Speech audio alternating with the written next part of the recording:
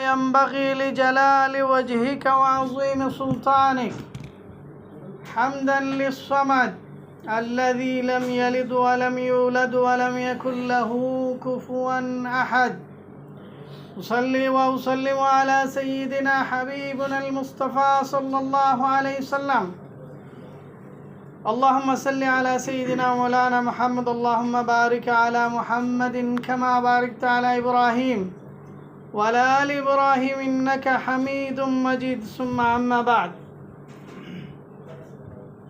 সম্মানিত উপস্থিতি, বাংলাদেশ কোরআন সুন্নাহ পরিষদ কর্তৃক আয়োজিত আজকের কর্মশালার আজকের প্রোগ্রামে মঞ্চে উপবিষ্ট ইমাম ইবনুল কাইয়িম শাখার সম্মানিত সেক্রেটারি, বাই পরিচালক, ইমাম ইবনুল কাইয়িম শাখার বিভিন্ন পর্যায়ের দায়িত্বশীল ভাইরা এবং আজকের যারা কর্মশালায় অংশগ্রহণকারী ভাইয়েরা, আসসালামু আলাইকুম রহমতুল্লাহি তাআলা ওয়া বারাকাতুহু। সম্মানিত উপস্থিতি, আজকে আমি সূরাতুল আত-তাওবা এর 111 নম্বর আয়াত থেকে আপনাদের সামনে একটি আয়াত তেলাওয়াত করলাম। আল্লাহ রাব্বুল আলামিনের কাছে তৌফিক কামনা করতেছি, তিনি যদি মেহেরবানি করেন তাহলে এই আয়াতের আলোকে কিছু কথা বলার চেষ্টা করব। ওয়ামা তৌফিকি ইল্লা বিল্লাহ আলাইহি তাওয়াক্কালতু ওয়া ইলাইহি উনীব।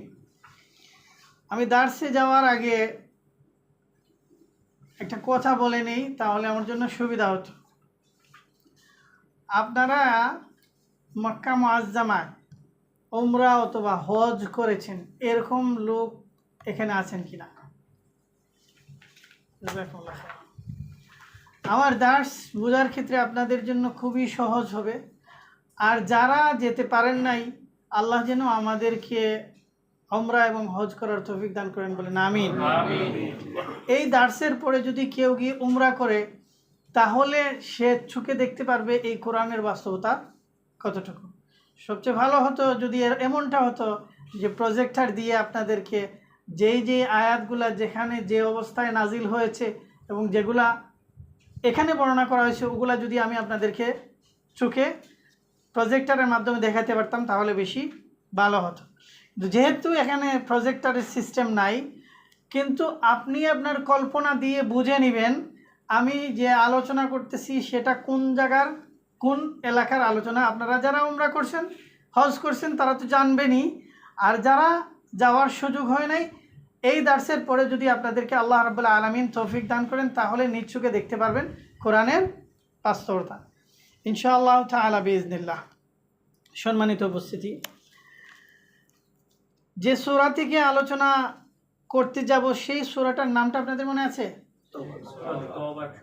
111 নম্বর আয়াত। জাযাকুমুল্লাহ খাইরান। এই সূরার একাধিক 10টা নাম আছে।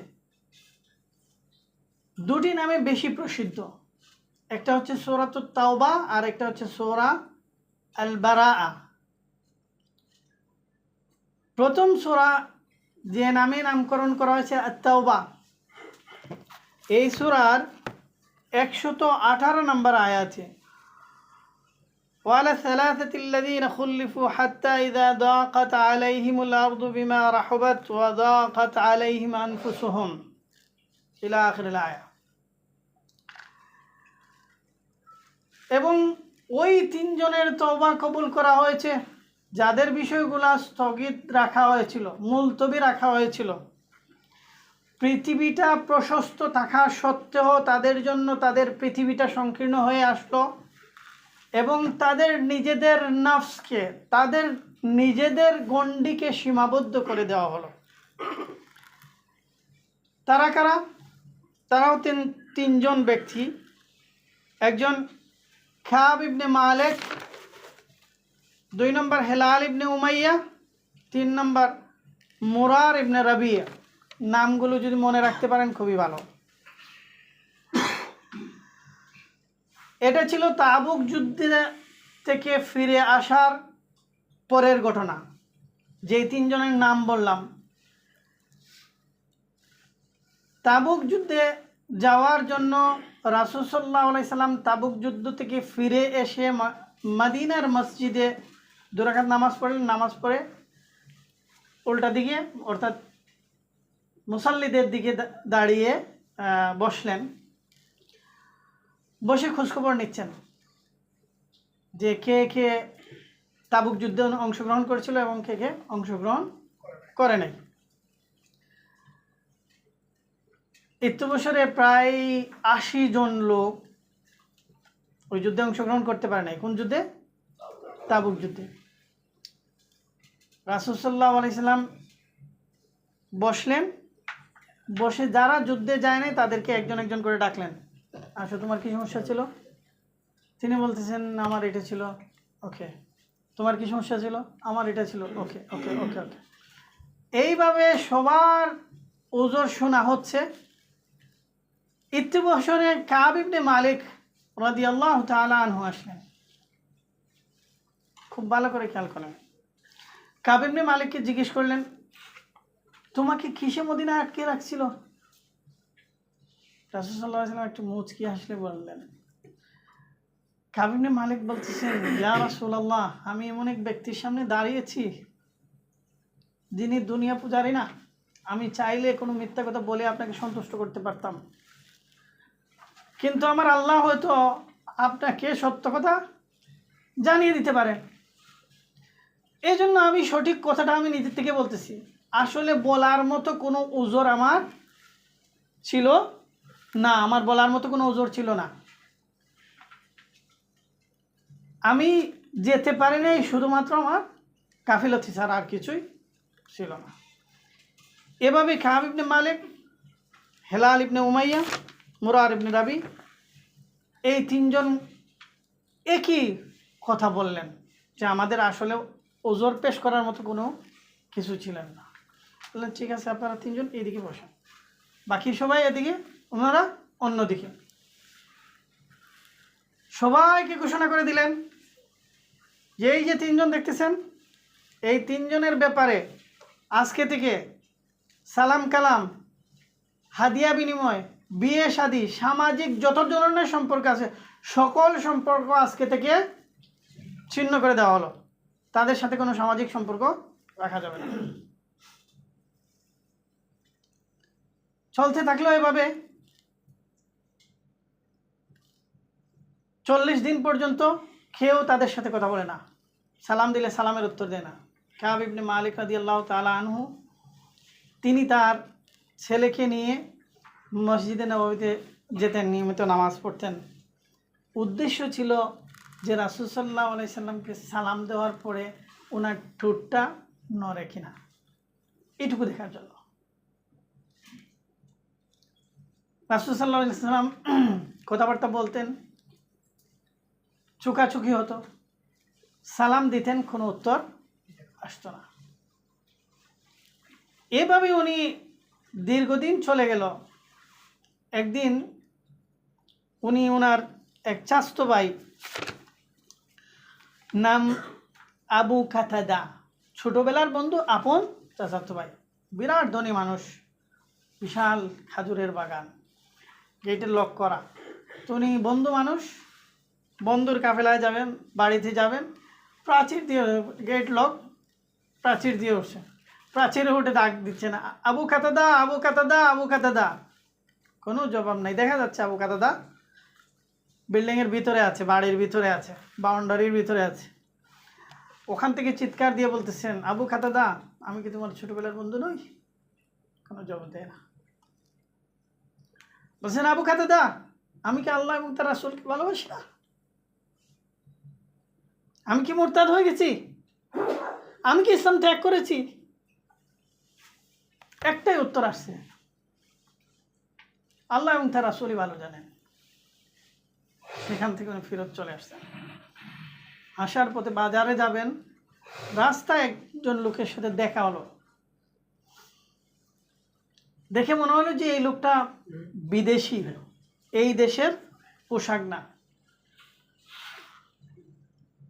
লোকটা জিজ্ঞেস করলো, আপনি কি কাব ইবনে মালিক? বলে, তুমি আমাকে কেমনে চিনো? বলে, আমি আপনাকে খুঁজতেছি। তুমি তো বিদেশি। বলে হ্যাঁ, আমি গাসসান রাজার পক্ষ থেকে আসছি, কাব ইবনে মালিকের কাছে। রাজা আমাকে পাঠিয়েছেন, সাথে একটা চিঠি ধরিয়ে দিয়েছেন। সেই চিঠিটা রেশমি কাপড়ে মোড়ানো। আগেকার যুগে কিন্তু পেপার ছিল না, কাপড়ের মধ্যে লিখেছে।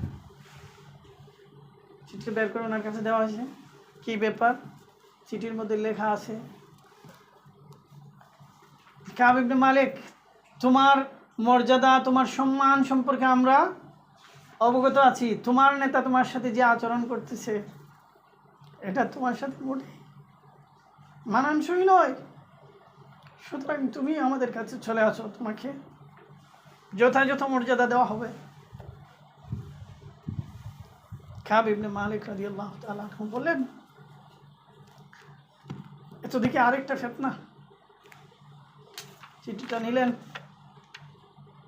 নিয়ে ছেলেকে বললেন এটাতে আগুন ধরাও। আগুন দিয়ে পুড়িয়ে দিলেন। আমরা ওরা কী করতাম, যে বাদশাহ আমাকে চিঠি দিয়েছে, এর চেয়ে বড় লোভনীয় অফার আমরা ফেলে দিই কীভাবে। এটা ছিল এই সূরার নামকরণের একটা প্রেক্ষাপট। 2 নম্বর আরেকটা প্রেক্ষাপট ছিল সূরাতুল বারা। আমি সংক্ষিপ্ত করতে হবে যেহেতু আমার সময় কম। সূরার প্রথম আয়াত থেকে বারা শব্দটা নেওয়া হয়েছে। বারাআতুম মিনাল্লাহি ওয়া রাসূলি ইলা আখির আয়া। বারা মানে হচ্ছে সম্পর্ক ছিন্ন করা। কাফেরদেরকে সময় বেঁধে দেওয়া হলো যে 4 মাসের ভিতর তোমরা মক্কা ছেড়ে অন্যত্র কোথাও চলে যাবা, অথবা ইসলাম ধর্ম গ্রহণ করবে। এই কাবার চত্বর, কাবা এর হেরম এরিয়া এখন থেকে পবিত্র ঘোষণা করা হয়েছে। এখানে আর মুশরিকদের, নাজাসতি লোকদেরকে এখানে রাখা যাবে না। এই দুটি কারণে এই সূরার নামকরণ করা হয়েছে। এরপরে এই সূরার মধ্যে আপনারা দেখবেন যে বিসমিল্লাহ নাই। অন্যান্য সূরার শুরুতে বিসমিল্লাহ আছে, সূরা ফাতিহার শুরুতে বিসমিল্লাহ আছে, বাকারার শুরুতে বিসমিল্লাহ, সব সূরাতে আছে, শুধুমাত্র তওবাতে নাই। কারণ কি? অনেকগুলো কারণ আছে, আমি একটা বলবো। ইমাম রাজি রহমতুল্লাহ আলাইহি এবং কুরতুবী রহমতুল্লাহ আলাইহি বলতেছেন যে রাসূল সাল্লাল্লাহু আলাইহি সাল্লাম বলেছেন, জিবরিল আমিন আলাইহিস সালাতুস সালাম আমাদের কাছে যখন এই সূরা নিয়ে আসেন তখন বিসমিল্লাহ নিয়ে আসেন নাই। যেহেতু আমাদের কাছে বিসমিল্লাহ ছাড়া আসছে, আমরা ওইভাবেই লিখছি, এর পরবর্তীতে এভাবেই চলতেছে, এখন পর্যন্ত এভাবে আছে। এটা একটা মুজিজা যে কোরআনের যেভাবে আল্লাহ তাআলা থেকে রাসূলের কাছে এই কোরআনটা আসছিল আজ পর্যন্ত সেভাবেই আমাদের কাছে অক্ষত আছে। বলেন না সুবহানাল্লাহ। এটাই হচ্ছে কোরআনের আরেকটা মুজিজা। এই সূরাটি 3টি ভাষণে নাজিল হয়েছে। এই 3টা ভাষণ আমাদের খুব বেশি উপকারে আসবে না। ঐতিহাসিক পটভূমিটা আমাদের জন্য বেশি জরুরি, এই জন্য ঐতিহাসিক পটভূমি বলে আমি মূল আলোচনায় যেতে চাই। 6ষ্ঠ হিজরি জিলকদ মাস রাসূল সাল্লাল্লাহু আলাইহি সাল্লাম স্বপ্নে দেখলেন বাইতুল্লাহ তাওয়াফ করতেছেন। রাসূলের স্বপ্ন ওহীর মর্যাদা সমতুল্য। রাসূলের স্বপ্ন কি? ওহীর মর্যাদা, মানে কোরআন সেম। রাসূল সাল্লাল্লাহু আলাইহি সাল্লাম স্বপ্নে দেখছেন, এটা কোরআনের মতো সত্য, এর মধ্যে কোনো মিথ্যার অবকাশ নাই। সেই মোতাবেক রাসূল সাল্লাল্লাহু আলাইহি সাল্লাম 1400 সাহাবীদেরকে নির্দেশ করলেন,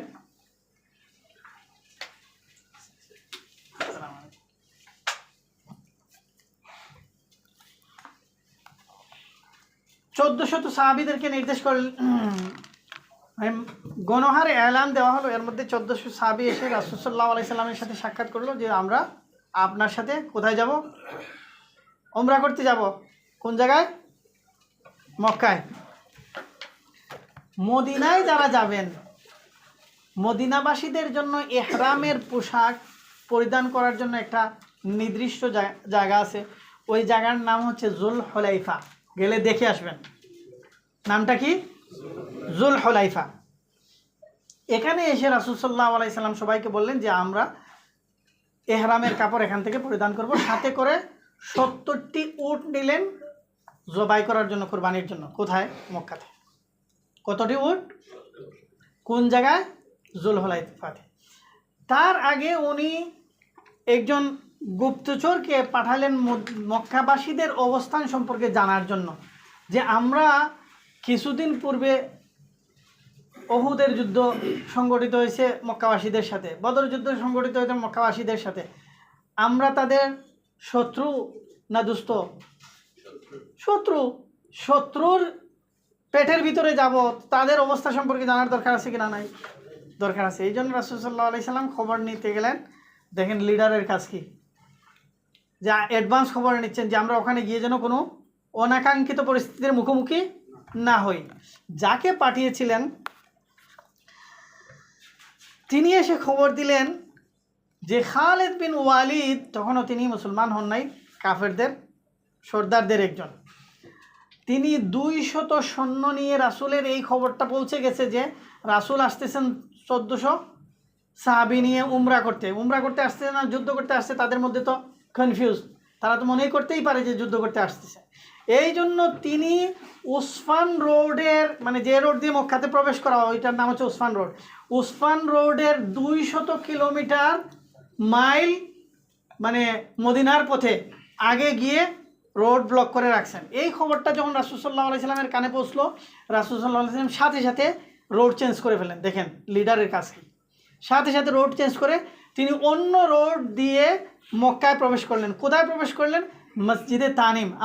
আপনারা যখন যাবেন ইয়েতে মক্কাতে, দেন মক্কাবাসীদের জন্য এহরামের কাপড় পরার একটা জায়গা আছে, নির্দিষ্ট জায়গা, এটা হচ্ছে মসজিদে তানিম বা আয়েশা মসজিদ। ওই আয়েশা মসজিদের আশেপাশে তিনি তাঁবু গাড়লেন।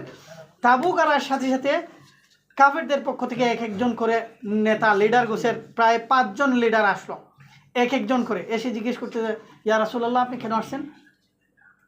তখন রাসূল সাল্লাল্লাহু আলাইহি ওয়াসাল্লাম উত্তর দিচ্ছেন যে এই দেখো আমাদের পরনে এহরামের কাপড়, আমাদের সাথে যুদ্ধের কোনো অস্ত্র নাই, আমাদের সাথে কুরবানির পশু আছে 70টা, সুতরাং আমরা যুদ্ধ করতে আসি নাই, আমরা শুধুমাত্র আসছি তাওয়াফ করতে, আমাদেরকে তাওয়াফ করার সুযোগ দাও, আমরা তাওয়াফ করে চলে যাবো, উমরা করে চলে যাবো, আর কোনো কাজ নাই আমাদের।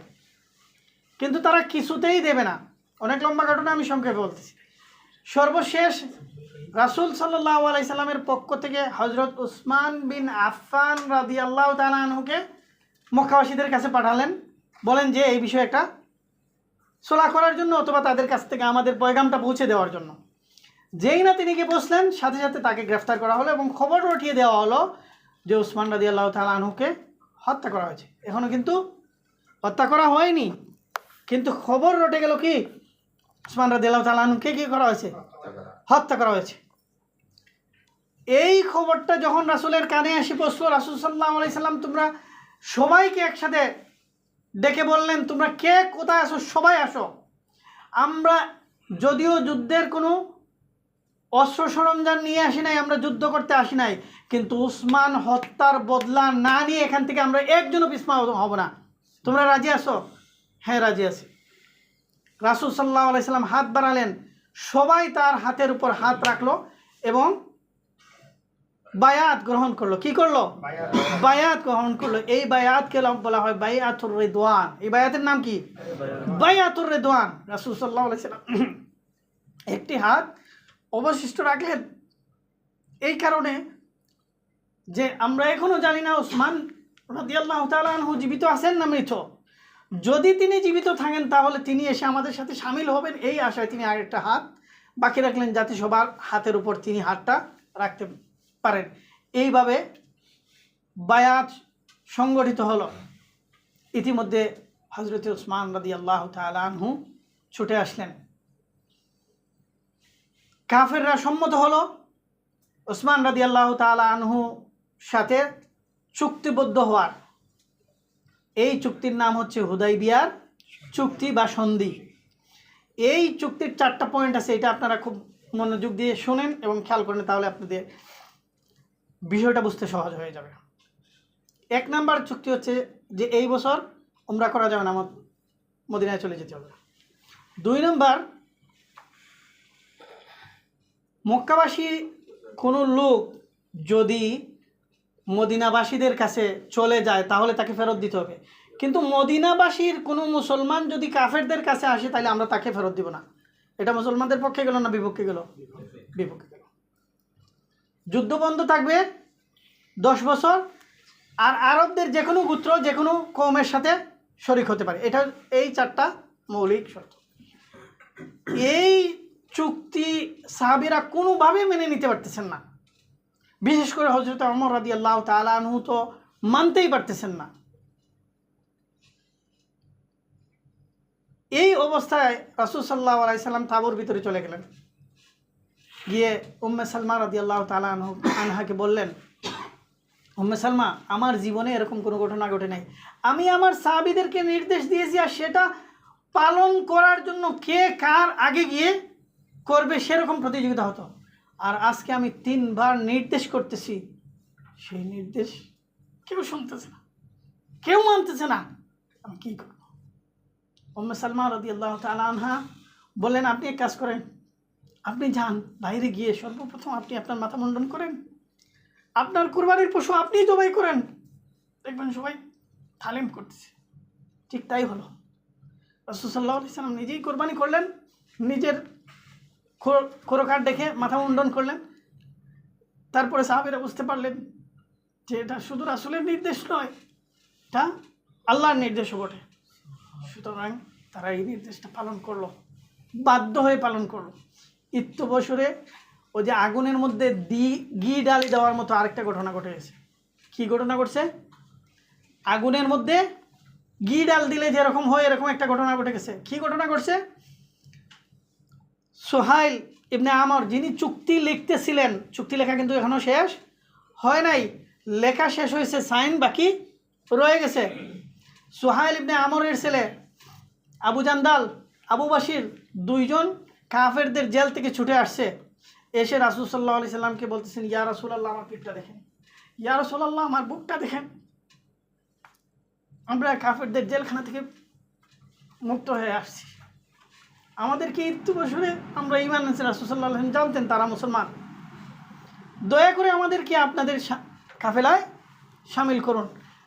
আর সুহাইল ইবনে আমর বলতেছে, হে মুহাম্মদ বলেন সাল্লাল্লাহু আলাইহি ওয়াসাল্লাম, তুমি কিন্তু এখনও সাইন করো নাই, তুমি যদি এই চুক্তির সাথে একমত হও তাহলে আমার ছেলেকে এবং বাশিরকে ফেরত দিতে হবে। কোথায়? মক্কাতে। রাসূল সাল্লাল্লাহু আলাইহি ওয়াসাল্লাম বললেন,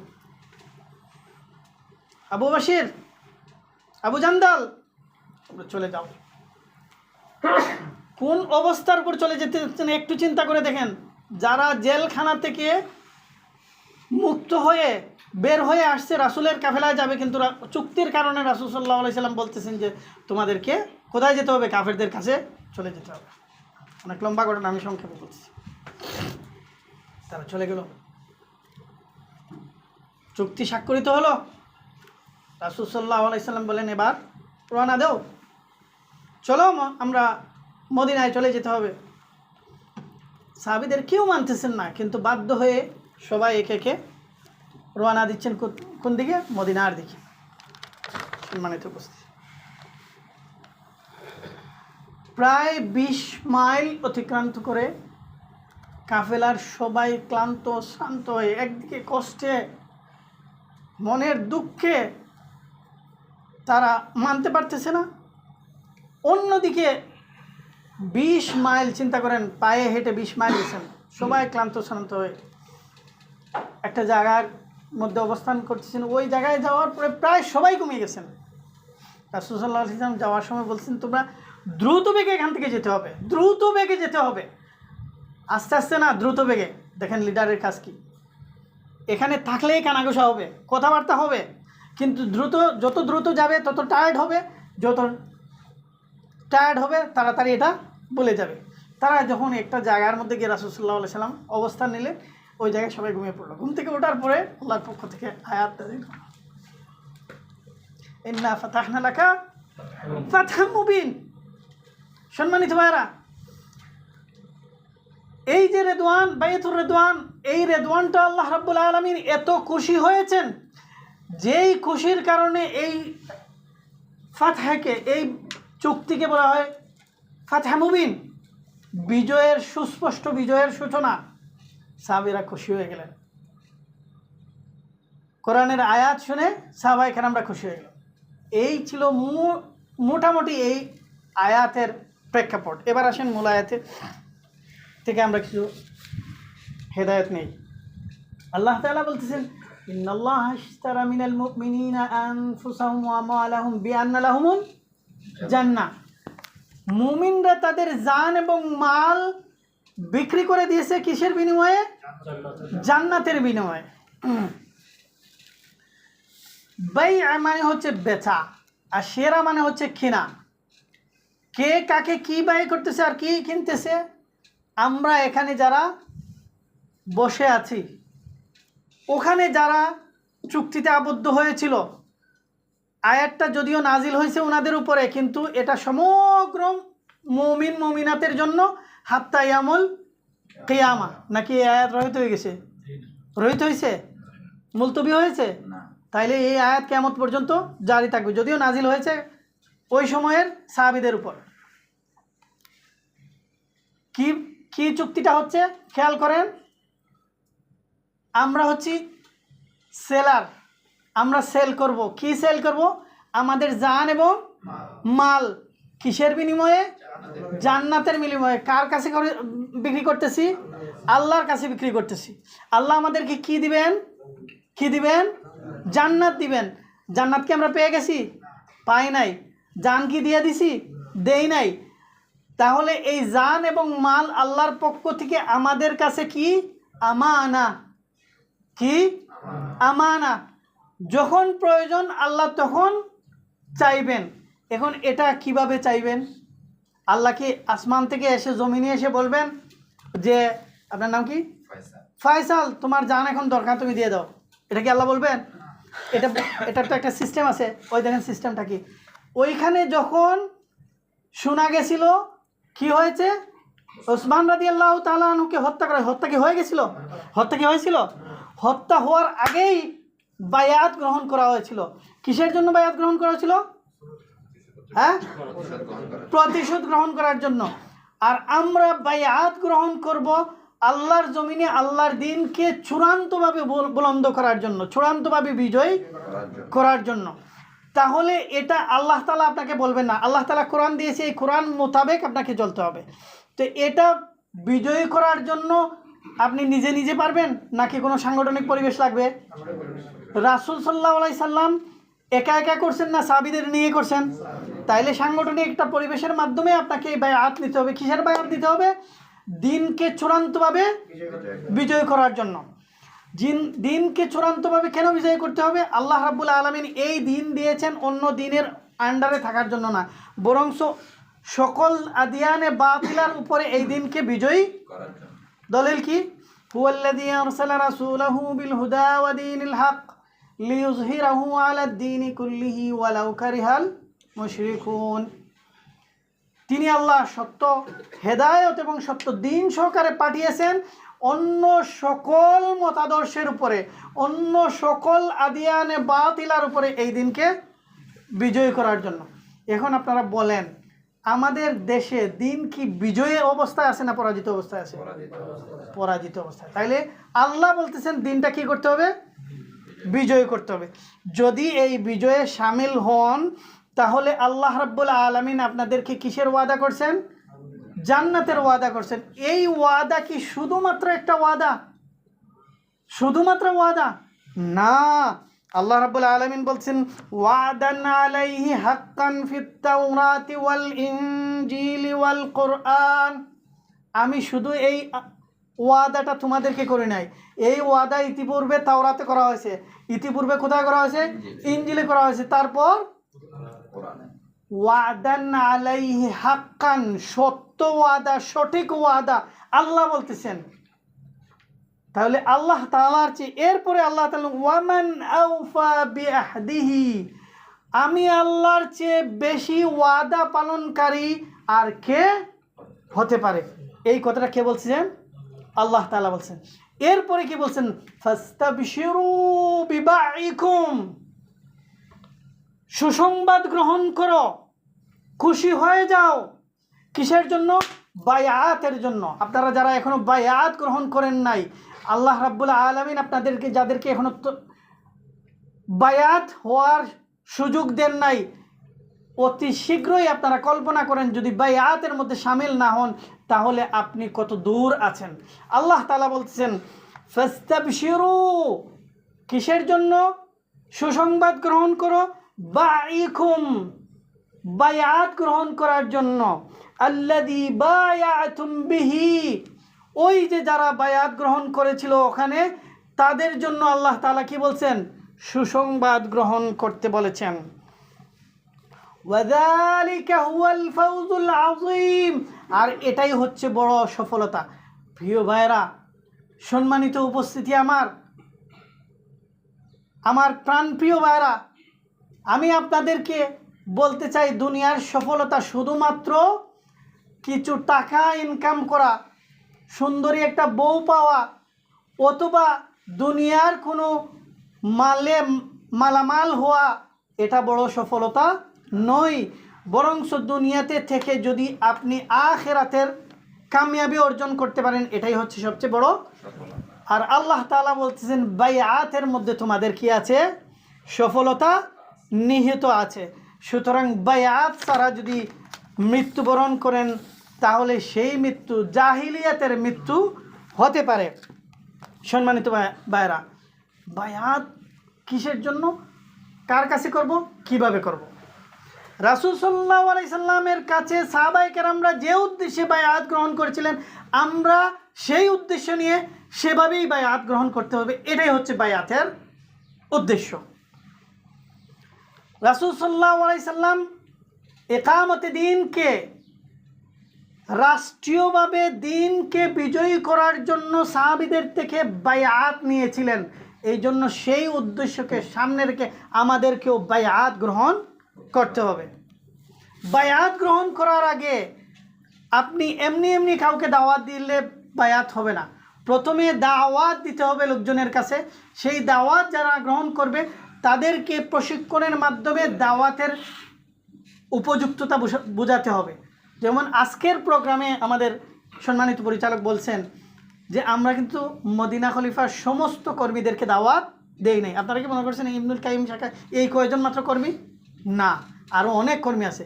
কিন্তু যারা আমাদের দাওয়াত কবুল করছে তাদেরকে আমরা মোটিভেশন করার জন্য, বায়াত গ্রহণ করার জন্য আহ্বান জানাচ্ছি। যদি আপনি বায়াত গ্রহণ করেন তাহলে আল্লাহ রাব্বুল আলামিন আপনার জন্য সুসংবাদ দিচ্ছেন। সম্মানিত ভাইয়েরা, যারা তাদের মন মগজ থেকে জাহিলিয়াতের সমস্ত চিন্তা চেতনাকে পরিহার করে আল্লাহর জমিনে আল্লাহর দ্বীনকে বাস্তবায়ন করার জন্য মানসিকভাবে রেডি হবে, কেবলমাত্র আমরা তাদেরকে বায়াতের জন্য উপযুক্ত মনে করি। তাদেরকে আমরা ডাকি যে তোমরা আসো, বায়াত গ্রহণ করো, আমরা আল্লাহর জমিনে আল্লাহর দ্বীন কায়েম করব। কেন আমরা বায়াত গ্রহণ করি এবং কেন আমরা বায়াত দেই? বায়াত দেই এই কারণে, শাপলা চত্বরে বাংলার জমিনে সবচেয়ে বড় জমায়েত হয়েছিল। এটা সত্য না সত্য নয়? সত্য না সত্য নয়? কিন্তু বাঁশির ফুৎকারে সব চলে গেছে। ওখানে যদি বায়াতওয়ালা লোকজন থাকতো, কমিটেড লোকজন যদি থাকতো, চুক্তিবদ্ধ লোকজন যদি থাকতো, তাহলে ফুৎকার দিয়ে এদেরকে ফেরাই দেওয়া যেত না। ওখানে যদি 10,000 লোকজনকে বলা হতো যে তোমরা দাঁড়িয়ে যাও বুলেটের সামনে, তাহলে এই বুলেট শেষ হয়ে যেত, কিন্তু পরবর্তী বুলেট মারার মতো আর লোকজন খুঁজে পাওয়া যেত না। বিজয় ওই দিনই হয়ে যেত। ওখানে কি 10,000 লোক ছিল? পুলিশের লোক কত ছিল? 10,000, 20,000, 30,000, 50,000, কিন্তু 50 লাখের উপরের তো লোকজন ছিল কি ছিল না? কিন্তু এরা কি বায়াতবদ্ধ ছিল? সুতরাং বায়াতবদ্ধভাবে যদি আপনি কমিটেড থাকেন, তাহলে যে কোনো কাজে সফলতা আসার সম্ভাবনা আছে। যেই সফলতা সাহাবায়ে কেরামরা দেখিয়েছিলেন কোথায়? হুদায়বিয়া সন্ধিতে। ভুলে গেছেন আপনারা? মাত্র কতজন ছিল? 1400। এই 1400-এর কাছে সবাই কি হয়ে গেছে? ভয় পেয়ে গেছে, কারণ এরা সবাই কমিটেড ছিল। তারা ওসমান হত্যার বদলা ছাড়া যাবে না। সম্মানিত ভাইরা, এটা খেয়াল রাখতে হবে আমাদেরকে। ইকামতে দ্বীনের বায়াতের সম্পর্ক কি? ইকামতে দ্বীন এবং বায়াত এই দুটার সাথে সম্পর্ক কি? এই দুইটার সাথে সম্পর্ক হচ্ছে ওযু এবং নামাজের সাথে যেরকম সম্পর্ক। নামাজ আসল নাকি ওযু আসল? কোনটা? না, নামাজ আসল। নামাজের জন্য ওযু, নামাজের জন্য অজু, অজুর জন্য নামাজ নয়। একামতের দিনটাই হচ্ছে আসল উদ্দেশ্য।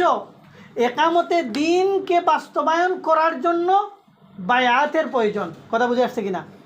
বায়াত না হলে আমাদের লক্ষ লক্ষ কর্মী আছে, কোটি কোটি কর্মী আছে, এই কর্মীর কোনো দাম নাই, এই কর্মীদের কোনো দাম নাই। কর্মীরা কোনো দিন আমির নির্বাচন করার ভোট দিতে পারবে? দিতেই পারবে না। আপনারা ভোটাধিকার হন নাই এখনো। তার মানে সাংবিধানিকভাবে আমাদের যে একটা সংবিধান আছে, এই সাংবিধানিকভাবে আপনাদের কোনো ভ্যালু নাই। আপনাদের ভ্যালু সেদিন হবে যেদিন বায়াত গ্রহণ করবেন, যেদিন রুকন হবেন সেদিনই আপনাদের ভ্যালু হবে। সুতরাং ভ্যালুওয়ালা হন। ভ্যালুবিহীন এই সংগঠনে কোনো লাভ নাই। আপনি আমির নির্বাচনের জন্য একটা ভোট দিতে পারবেন না। ভোট দেওয়ার জন্য কি দরকার? আপনাকে রুকন হওয়া দরকার। রুকন হইতে হলে বায়াত ছাড়া কি আপনাকে রুকন নিয়ত দেবে? বায়াত ছাড়া হতে পারবেন? হতে পারবেন না। সুতরাং আপনাকে রুকনিয়াতের মধ্যে আসতে হবে, বায়াতের মধ্যে আসতে হবে, শপথের মধ্যে আসতে হবে। শপথের যেমন দাম আছে, শপথওয়ালা লোকজনের মর্যাদাও আছে। এটা আল্লাহ তাআলার পক্ষ থেকে মর্যাদামান। বায়াতের উদ্দেশ্য কী? কী কারণে আমরা বায়াত করি? কিভাবে বায়াত করি? বায়াত করার সময় আমরা একটা আয়াত তিলাওয়াত করি। কুল ইন্না সলাতি ওয়া নুসুকি ওয়া মাহইয়ায়া ওয়া মামাতি লিল্লাহি রাব্বিল আলামিন। আমরা পড়ি আমাদের নামাজ, আমাদের কুরবানি, আমাদের জীবন, আমাদের মরণ সব কিছু কার জন্য? আল্লাহ তাআলার জন্য। সুতরাং প্রিয় ভাইরা, আমরা বায়াত গ্রহণ করব আল্লাহর জমিনে আল্লাহ তাআলার দ্বীনকে চূড়ান্তভাবে কায়েম করার জন্য। সূরা সফের একটা আয়াত আপনাদেরকে বলে আমি আমার আলোচনা শেষ করে নিচ্ছি। এটা 13 নম্বর আয়াত। ওয়াখরা তুহিব্বুনাহা নাসরুম মিনাল্লাহি ওয়া ফাতহুন করিব। আমি তোমাদেরকে আরও একটা দিব, 4টার মধ্যে ওইটাই লাস্ট। 4টার মধ্যে লাস্ট চতুর্থটা হচ্ছে ওয়াখরা তুহিব্বুনাহা নাসরুম মিনাল্লাহি ওয়া ফাতহুন করিব। তোমরা যা পছন্দ করো এরকম একটা আমি দিব, সেটা হচ্ছে যে আল্লাহর পক্ষ থেকে সাহায্য এবং চূড়ান্ত বিজয়। এটা চূড়ান্ত বিজয় না, সরি, এটা হচ্ছে ফাতহুন করিব, নিকটবর্তী বিজয়। আচ্ছা, 5ই আগস্ট আমরা কোনো বিজয় পাইছি না? এটা কি আল্লাহর পক্ষ থেকে হয়েছে নাকি আপনারাই এটার দাবিদার? যদি আল্লাহ না চাইতেন তাহলে শেখ হাসিনা পলায়ন করার কোনো ক্ষমতা ছিল না। সকল বের হয়ে গেছে, কমিটেড হয়ে চলে আসছে রাস্তার মধ্যে। এই জন্য আল্লাহ তাআলা 5ই আগস্টের কি দিয়েছেন? বিজয় দিয়েছেন। আপনাদের মনে আছে হুদাইবিয়ার সন্ধি হয়েছে 6 জিলহজ 6ষ্ঠ হিজরিতে। তার কেবলমাত্র 2 বছর পরে ফাতহে মক্কা হয়ে যায়। ইন্না ফাতাহনা লাকা ফাতহাম মুবিনা। কয় বছর পরে? 2 বছর পরে। এবার একটু মিলাই দেখেন, আমরা 5ই আগস্ট একটা বিজয় পেয়েছি, এই বিজয়ের পরে সামনে আরেকটা নির্বাচন আসে, ওই দুইটার সাথে একটু তুলনা করেন। দেখেন যে সামনে আমাদের আরেকটা যুদ্ধ অপেক্ষা করতেছে কি না করতেছে না? সেই যুদ্ধটা হচ্ছে তরবারির যুদ্ধ নয়, সেই যুদ্ধটা হচ্ছে ব্যালটের যুদ্ধ। সুতরাং এই যুদ্ধে যদি আপনারা পরাজিত হন তাহলে সাইদি সাহেবের বাসায়, আমি আল্লামা সাইদি সাহেব বলেছিলেন না যে এমন গাঢ় অমাবস্য নেমে আসবে তোমাদের উপর যার সুবহে সাদেক হওয়ার আদৌ কোনো সম্ভাবনা নাই। সুতরাং প্রিয় মুসলমানরা, প্রিয় ভাইরা, শপথবদ্ধ হন, বায়াতে অংশগ্রহণ করুন। আগামী দিনের যুদ্ধে আপনি সেই লড়াকু সৈনিক হন। আর মাত্র ফেব্রুয়ারি মাস আসতে আর কয় মাস বাকি? এখন কি চলতেছে? নভেম্বর, ডিসেম্বর, জানুয়ারি, ফেব্রুয়ারি, কয় মাস বাকি? আর সদস্য হওয়ার জন্য কয় মাস লাগে? কয় মাস? 3 মাস। এই 3 মাসের আগে আমরা শপথবদ্ধ হইতে পারবো না? আল্লাহ তাআলা যেন আমাদের সবাইকে কবুল আর মঞ্জুর করেন, বলেন আমিন। প্রিয় ভাইরা, এই কাফেলায় যদি টিকে থাকতে চান তাহলে আপনি চাইলেই টিকে থাকতে পারবেন না। এই কাফেলায় কেউ সদস্য হইতে চাইলেই হওয়া যাবে না। এই জন্য আল্লাহ তাআলার রহমত লাগবে। এই জন্য আল্লাহ তাআলা দোয়া শিখিয়ে দিয়েছেন, সেই দোয়ার মাধ্যমে আমি শেষ করে নিচ্ছি। সেই দোয়াটা হচ্ছে রব্বানা লা তুজিগ কুলুবানা, পড়েন আমাদের সাথে, বা'দা ইয হাদাইতানা ওয়া হাব লানা মিন লাদুনকা রাহমা ইন্নাকা আনতাল ওয়াহ্হাব ওয়া আখিরু দা'ওয়ানা আনিল হামদুলিল্লাহি রাব্বিল আলামিন। আসসালামু আলাইকুম ওয়া রাহমাতুল্লাহি ওয়া বারাকাতুহু। ওয়ালাইকুম আসসালাম। আলহামদুলিল্লাহ, আমরা অত্যন্ত মনোযোগ সহকারে, খুব ধ্যানের সহকারে যে দর্শন ছিলাম, ঠিক না?